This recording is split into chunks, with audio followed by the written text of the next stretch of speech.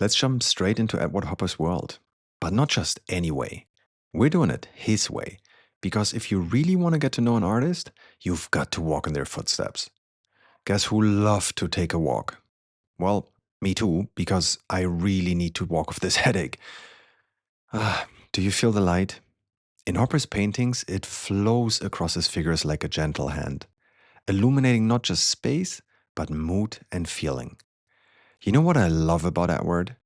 People kept asking him what his paintings meant. You know what he said? The whole answer is there on the canvas. So, no labels, no wall text, no critics telling you what to like and why. Just you and the painting. That's enough. Isn't that beautiful? He didn't make art for critics or professors or art historians. He made it for you, for me, for everyone who wants to step inside, to feel the light, the silence, the spirit of his world. And soon you'll understand why. Hopper is all about solitude, and I want you to feel the beauty of it first. Just walk up there for a bit. Hear the crunch of dry grass, feel the sun in your face, the salty ocean breeze brushing your skin. Relax your arms and shoulders and let your gaze wander innocently. No expectations, no judgment, no stress, just you. Doesn't it feel a little bit like being a kid again? To just be there and wonder. Speaking of childish things, do you see those houses? I know how to get in there. If you want, let your feet dangle there by the water. Listen, just listen. It's quiet, but not empty. Peaceful, but not lifeless. Because here's the thing. You know the difference between loneliness and solitude? Loneliness is a locked, dark room. But solitude? Solitude is this room. All right, I think I'm ready to step back into civilization now. Because I want to show you something really fascinating. But for that, we have to head back into the city. On the way there, we'll pass a bunch of different people. They're all alone, but never quite the same way. Hopper's world is a delicate tide between loneliness and solitude, rising and falling with the pain and beauty of being alone. Each person you see shifts that tide, always colored by your own memory, experience, and perspective.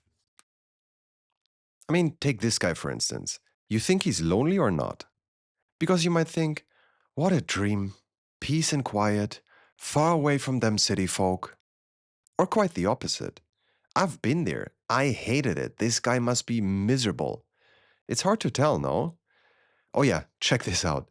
Sometimes Hopper skips the window entirely. No barrier, no divide. Private and public become one. Look, you can just walk in. Okay, this is just dangerous.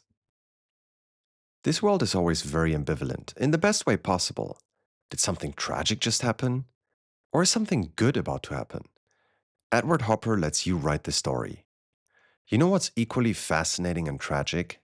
Loneliness doesn't necessarily live in empty houses or quiet streets. It often lives in a crowded cafe, at the office, or at home, when you're together, yet worlds apart. That's where it cuts the deepest, I think, when you're surrounded by other people and yet no one truly sees you. Because you expect connection, but all you get is isolation. That's the real tragedy of loneliness. Nighthawks is his crown jewel. It brings his whole world together, actually. Urban life, isolation, introspection, light and shadow, the tension between public and private space. If you look at it through the lens of urban isolation, then it might be the loneliest place Hopper has ever created. I mean, Hopper himself said it. He said that he unconsciously painted the loneliness of a large city. The server barely gives you a nod. That couple over there, if they're together at all, they're on separate islands. And the man at the counter, you can feel how much he wants to be left alone. I mean, it's no coincidence that he's in the center of the artwork with his back facing us, right? 4 people, 1 room, 0 connection. This is a place for closeness, but only distance hangs out here. Okay. I love this artwork, and there's so much more to it than just this. At the same time, you can feel the absolute beauty of it. In the same space, at the same hour, four lives intersect in the soft quiet of night. Even in silence, there is a kind of companionship, a fleeting bond in the last hours before dawn. When everything has already been said, all that remains is the gentle silence of the night. And sometimes that's all you need. You know, you can talk to anyone, but you can't share silence with everyone. So, who was Edward Hopper? I could tell you that he struggled with social life from a young age, that he spent most of his time alone, that even his wife Jo, who gave up so much for his success, rarely received the credit or the closeness she deserved. But Hopper himself said it best. Great art is the outward expression of an artist's inner life. And that's exactly what he gifted us. We've met Edward over and over in his paintings.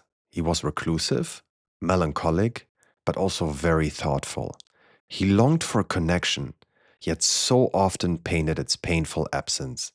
That's why his art feels so tragically human, so intimate, so relatable, so strangely comforting. Because what looks back at us from every canvas is his own loneliness turned into something beautiful we can feel together. Edward, thank you for being so brave and sharing such a vulnerable part of yourself, for breaking your own silence and connecting with us in the deepest way possible. After all, what's more intimate than art? Hey, before I say goodbye, let's just sit here for a moment, at the edge of the world. Oh, the sun feels good now. The cold sand, the sea breathing in and out before us. Oh boy, he's getting poetic again. You know, solitude is truly beautiful, but lonely if it never ends. And then out of nowhere, you came. Honestly, thank you so much for sharing your time with me. Oh yeah, look what I got us from the diner. I don't know where I'm headed next, but I'd love for you to be there. We can do it together again. If you're up for it, subscribe or leave a like, and you'll know where to find me next. Until then, see you soon, my friend.